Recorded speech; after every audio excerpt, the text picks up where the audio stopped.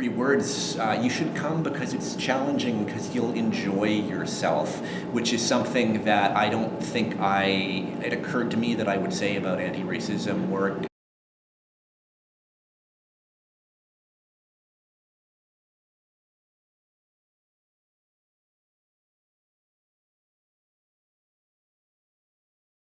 Generally speaking, when I've been in events like this before, they've cost me energy, and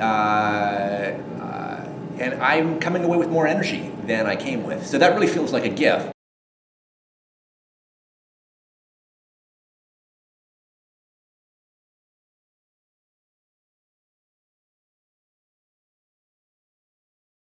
It's like it's not just that I'm better equipped to do moral work, but there's a little more spring in my step, and that for me feels like a big win.